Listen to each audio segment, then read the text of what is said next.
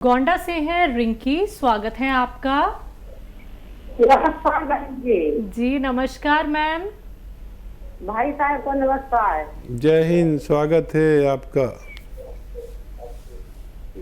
भाई साहब, आप तबीयत हमारे हस्बैंड का बहुत खराब रहता है और पेट पे दर्द रहता है, लेटिन बहुत बात जाते हैं और हमारे बच्चे नहीं है, इनका कोई दवा बता दीजिए डॉक्टर साहब। कितनी उम्र है आप लोगों की? उम्र डॉक्टर साहब आपका आप अपना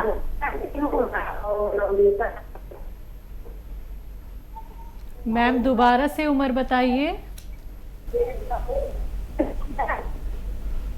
मैम नेटवर्क में आके बात कीजिए। हस्बैंड का उम्र कि अपना उम्र? दोनों का 40 40 45 होंगे डॉक्टर साहब। ठीक है जी। अच्छा देखिए, जो भी स्त्री पुरुष मेरी बात सुनते हैं, प्रोग्राम देखते हैं, वो समझ लें कि स्त्रियों के लिए महीना होना ज़रूरी है बच्चा पैदा करने के लिए। अगर मेंसेस नहीं होते हैं तो सबसे पहले मेंसेस होने का दवा लेनी चाहिए। पुरुषों के लिए ये ज़रूरी है कि उनके वीर्य में कीटाणु होना ज़रूरी है, और वो भी एक बड़ी मिकदार में, और इनका टेस्ट कराना ज़रूरी है। अगर ये सब ठीक है और उसके बावजूद कोई बच्चा नहीं होता है तो देखिए, ये आता है गौन चिलगोज़ा एक चुटकी में जितना आए, हस्बैंड और वाइफ दोनों खाएं। और खाना कैसे है? इसबगोल की भूसी या सत इसबगोल, या कई नामों से जानते हैं इसे। ये पंसारी के यहाँ भी मिलती है और मेडिकल स्टोर पर मिलती है। इसबगोल की भूसी 1 या 2 चम्मच गर्म दूध में मिलाएं और एक चुटकी, इससे ज़्यादा नहीं, बहुत तेज़ होता है, चिलगोज़े का गोंद बहुत तेज़ होता है, एक चुटकी इसमें मिला के रोज़ाना रात के समय पूरे 24 घंटे में एक बार, दोनों भी ले सकते हैं, या जिसे परेशानी है सिर्फ वो भी ले सकते हैं। तो इससे आपका मुराद पूरी हो सकती है। अगर बार बार लैट्रिन जाना पड़ता है उन्हें, अगर लैट्रिन ज़्यादा आती है तो उनको चाहिए कि बादाम का गोंद पंसारी के यहाँ मिलता है, बादाम का गोंद, वो पाउडर बना लें और 2 ग्राम सुबह 2 ग्राम शाम पानी में मिला कर उन्हें पिला दिया करें। उनकी ये परेशानी भी अच्छी होना मुमकिन है। लेकिन गौन चिलगोज़ा असली लें, समझ कर लें, उसमें अक्सर नकली मिलता है। अगले कॉलर हैं हमारे साथ बिजनौर से शशि जी, स्वागत है आपका। जी मैडम नमस्ते। जी नमस्कार मैम। सर मेरी कल की बात रही थी के बारे में बोल सकती है। उसे जो पहले तो आप बताया था, वो जो वो नाव वाली पाकिस्तान, तो उसमें मैंने रिसोड़ा मंगवा लिया। वो रिसोड़ा पाकिस्तान एक ही है, अलग अलग है सर? एक ही है, एक ही है। एक ही है जी। जी जी जी जी सर, तो सर एक बात करनी है आपको मेरे पोती के बारे में भी और अपने भी। इसके दिक्कत है, एकदम सांस है कर रही हो। तो आपसे दवा पूछी थी कल मैंने, आपने दवाई बताई थी मेथी उबाल के गर्म करके वो पानी धे के और उसका सोडे का जरा सा चुटकी सोडा बताया था आपने। ये हफ्ते के हम बहुत करे, जब खाने बैठेगी जब भी ज्यादा करेगी ऐसा करेगी, बहुत परेशान नहीं हो। इसके पेट में भी दर्द रहता, लीवर में दिक्कत हो गई थी। इससे पहले छोटी सी फैट बढ़ रहा था इसका वजन, पर वजन अब भी बढ़ रहा है इसका। जैसा कोई तली वाली चीज खा ले है क्या कैडी खा ले तो इससे दर्द होता पेट में। ठीक है, ठीक है। आप इसे ये नुस्खा दें, 2-4 दिन 6 दिन देंगे तो मेथी वाला नुस्खा आप दें, शायद कल ही बात हुई थी आपसे। तो ये इसका रोग अच्छा हो जाए तो फिर दूसरे रोगों के लिए भी आप नुस्खा पूछ सकते हैं। पहले इसको इस्तेमाल करें और फ़ायदा उठाएं। दिल्ली से हैं लाजवंती जी, स्वागत है आपका। हेलो लाजवंती जी, आपको मेरी आवाज मिल पा रही है? हाँ जी, हाँ जी, नमस्कार। जी नमस्कार मैम। हाँ नमस्कार, नमस्कार गुरुजी। आपका तो नाम लाजवंती जी दवाओं वाला नाम है। पहले भी शायद बात हुई है आपसे। हाँ जी, हाँ जी, मेरी 2 बार बात हो चुकी है आपसे। कोई प्रोग्राम ऐसा नहीं कि मैं आपका नाम ना लेता हूँ। हाँ, पहले मेरा नाम आपने गलत किया था, लता नाम लिया था जी हाँ, तो और बहुत बहुत नमस्कार आपको, आपके चरणों में कोटि कोटि नमन मेरा। स्वागत आपका बहुत। हाँ, मैं पूछना चाह रही थी, मेरे 3 सवाल हैं आपसे। एक तो ये जो गोंद मोरिंगा है, तो ये सफेद वाला जो आप देते हैं, तो हमने जो पेड़ से निकाला है वो तो थोड़ा ब्राउन कलर का होता है, और जो काला गोंद है ये कौन से पेड़ का होता है? ठीक है। और एक मेरे दामाद के दोस्त हैं, उनकी उम्र हो गई कोई 55-56 साल, उनके पैर में गैंग्रीन हो गया है। उनके पैर का काटने की नौबत आ गई, तो उनके लिए कोई इलाज हो तो बताइए आप प्लीज। ठीक है। अच्छा देखिए, जो गोंद मोरिंगा है ये जब फर्टिलाइज़र में पैदा होता है तो ऐसा होता है जैसा आपको मिलता है पेड़ से, और वो प्रोसेस नहीं हुआ होता, तो उसको लोग इस्तेमाल करते हैं। ये जो गोंद मोरिंगा है, इसको जब हम 3 साल तक किसी खेत में फर्टिलाइज़र नहीं डालते और गोबर की खाद और ऑर्गेनिक खाद जो डालते हैं, जिसे ऑर्गेनिक कहते हैं, तो वो ऐसा होता है जैसा मैं बताता हूँ। और जो आप बता रही है वो फर्टिलाइज़र वाला है, जो प्रोसेस भी नहीं हुआ होता। हम जो देते हैं वो एक प्रोसेस वाला होता है और उसी को असली माना जाता है, असली इसको भी माना जाता है, लेकिन ये किसी काम का नहीं है सिवाय इसके कि आपको विटामिन सी वगैरह दे दे। और दूसरा सवाल आपका कि गोंद स्याह कौन से पेड़ से आता है। ये आबनूस का पेड़ होता है। इस पेड़ से कभी किस ज़माने में जब मेटल नहीं था, मेटल की बांसुरी वगैरह, मेटल का प्रयोग शुरू नहीं हुआ था, उस ज़माने में इसकी लकड़ी से बांसुरी बनती थी। ये बिल्कुल काला होता है, काली बांसुरी होती थी। और अब मेटल वगैरह चल पड़े हैं, लेकिन अभी भी किसी किसी के पास वो बांसुरी मौजूद रहती है। एक बिल्कुल काले रंग का पेड़ जिससे काला गोंद निकलता है, उसे ही गोंद स्याह कहते हैं। और एक कोशिश कर सकते हैं, वादा कुछ नहीं, उनको डॉक्टरों की दवाओं के साथ आप अलसी को हल्का सा भून लें और 1 चम्मच अलसी खिलाएं मरीज़ को, और 1 चुटकी नमक ज़ैतून, 1 चुटकी खाने का सोडा 2 गिलास पानी में मिलाकर 1 चम्मच अलसी दें। 1 टाइम दिन में या 2 टाइम लगातार दें।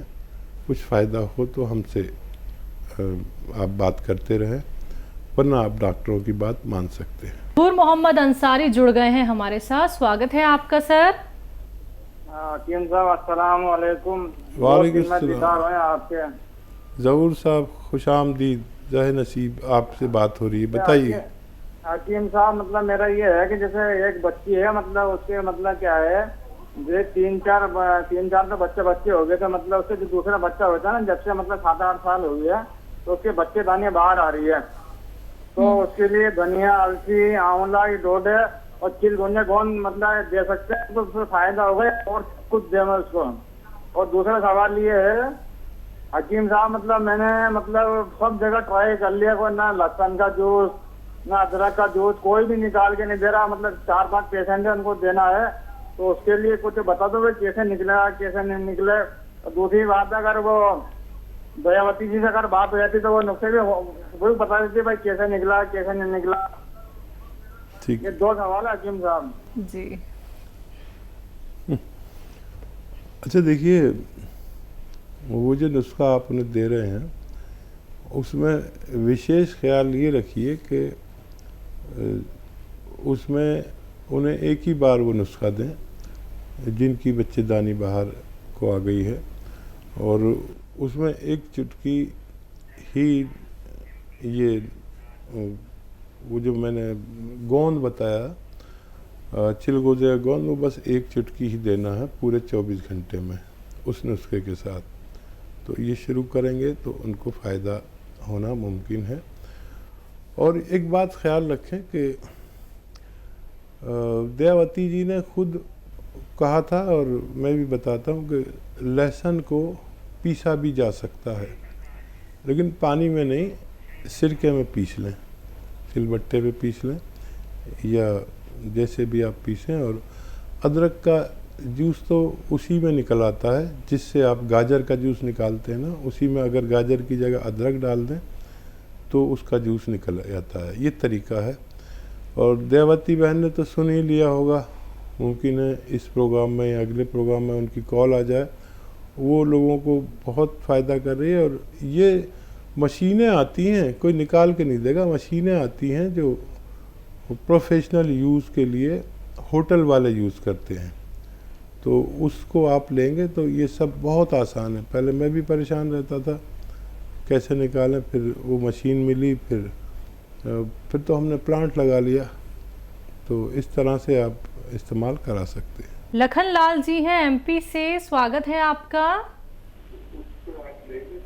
हेलो जी सर। सर मैं सेरोसिस के बारे में पूछना चाहता हूँ। सोराइसिस। हाँ ठीक है जी। देखिए, एक ऐसा रोग जो देखने में ऐसा लगता है जैसे माता निकल आई, चेचक माता कहते हैं ना, जगह जगह दाने दाने दाने। वो माता तो 2-4-6 दिन में ठीक हो जाती है, 10 दिन में। ये ठीक नहीं होती, ये निकलती ही रहती है, निकलती ही रहती है। इस ऐसे रोग को हम सोराइसिस के नाम से जानते हैं। तो इस रोग में एक नुस्खा काम करता है बड़ा अच्छा, और उसको कहते हैं नमक जैतून। ये क्योंकि स्किन रोग के लिए बहुत अच्छा है, तो इसको इस्तेमाल का तरीका ये है कि एक चुटकी नमक जैतून पानी में मिलाकर, 2 गिलास पानी मिलाकर पूरे दिन में एक बार पिया जाए, और एक ही बार पीते रहें 10-15 दिन तक। उससे फ़ायदा शुरू हो जाए तो एक ही बार रखें, कम फ़ायदा हो तो 2 बार भी ले सकते हैं। इसके अलावा इसको इस तरह भी लिया जाता है कि एक चुटकी नमक जैतून और आधा या 1 चम्मच अलसी का पाउडर। अलसी को पाउडर बनाने के लिए हल्का सा थोड़ा सा भून लें और उसका पाउडर बना के रख लें, और अलसी का पाउडर खाएं और ये पानी पिएं। लेकिन इसमें 6-7 महीने भी लग जाते हैं इलाज में। आप इसे इस्तेमाल कर सकते हैं, फ़ायदा उठा सकते हैं। गुड़गांव से हैं श्री प्रकाश जी, स्वागत है आपका। हेलो। हाँ जी। जी वो लड़का है मेरा, उसको दौरे पड़ते हैं। किसको सर? मेरा लड़का है राहुल, उसको दौरे पड़ते हैं। आपकी बात हुई थी ना सर? कितनी आयु है उनकी? उनकी 25 साल उम्र है जी। 25। ठीक है, उनकी ज़्यादा थी, ये कोई और मरीज़ हैं। तो देखिए, दौरों के लिए सबसे अच्छा इलाज एलोपैथ में माना जाता है। मैं भी इस बात को तस्लीम करता हूँ। अगर आप को उससे भी फ़ायदा नहीं हो रहा है तो एक दवा उसकी मददगार दवा के तौर पर आप ले सकते हैं। और वो कैसे बनानी है आप देख लें कि धनिया, आंवला, धनिया का दाना जैसे होता है, और आंवला सूखा हुआ, और सौंफ ले लें। 3 चीज़ें 100-100 ग्राम लेकर पाउडर बना लें, और पाउडर बना के रखें। 1 चम्मच खाएं सुबह, निहार मुँह खाएं तो बहुत अच्छा, या रात को सोते वक्त। और खाना कैसे, एक चुटकी नमक जैतून ख़रीदें असली वाला, ये नकली भी मिल जाता है। 2 गिलास पानी में 1 चुटकी नमक जैतून मिलाकर इसको पी लिया करें। एक बार रोज़ाना ज़रूर दिया करें। और हर महीने उसके फ़ायदे के बारे में हमें बताते रहे। हमसे बात ना हो सके तो हमारे हेल्पलाइन नंबर पर भी आप अपनी ये बात शेयर कर सकते हैं। नेक्स्ट कॉलर हैं भावना जी, स्वागत है आपका। नमस्ते मैम। जी नमस्कार। मैम हम हरिद्वार से बोल रहे हैं। हम हरिद्वार से बोल रहे हैं। जी मैम। हाँ जी मैम, मुझे ये पूछना था, मुझे ना मेरा कोलेस्ट्रॉल बढ़ा हुआ है, मुझे सांस चढ़ रहे थे बहुत ज्यादा, तो टेस्ट कराया तो उसमें कोलेस्ट्रॉल बहुत ज्यादा बढ़ा हुआ है। तो मुझे इसके लिए पूछना था सबसे। उम्र कितनी है? 40। ठीक। अच्छा देखिए, कोलेस्ट्रॉल के लिए एक विशेष सिरका आता है, मोटापा, कोलेस्ट्रॉल, एसिडिटी, कब्ज़, सांस फूलना, तो उसे कहते हैं जीरे का सिरका। याद रखें, जीरे का सिरका। ये आप 2 चम्मच, छोटे चाय का चम्मच पीजिए और गर्म पानी पीजिए दिन में कम से कम 5 बार, और दिन में 2 बार ये खुराक लें। लगातार 2-3 महीने लेने से आपको फ़ायदा होना मुमकिन है। हकीम साहब, एक कॉलर जो हमारे साथ जुड़े थे जिन्होंने कहा कि उनके बेटे को दौरे पड़ते हैं, तो ये दौरे पड़ने का कारण क्या होते हैं? हाँ, दिमाग का एक हिस्सा है जो ज़रूरत से ज़्यादा सख्त या ज़रूरत से ज़्यादा नरम हो जाता है मेरे अनुभव के हिसाब से, और उसकी वजह से ऐसा होता है। तो सबकी अलग अलग इसमें राय है। हमारे जिस्म में हर चीज़ की एक लिमिट है, और वो लिमिट चाहे दिमाग में हो या खून में हो या किसी भी चीज़ में, कि कितना खून कितना होना चाहिए, ग्लूकोज कितना होना चाहिए, आयरन कितना होना चाहिए, उससे कम या ज़्यादा होना बीमारी है। तो अगर हम उसको, उस चीज़ को उसके स्तर पर ले आते हैं तो हमारी बीमारी जाती रहती है।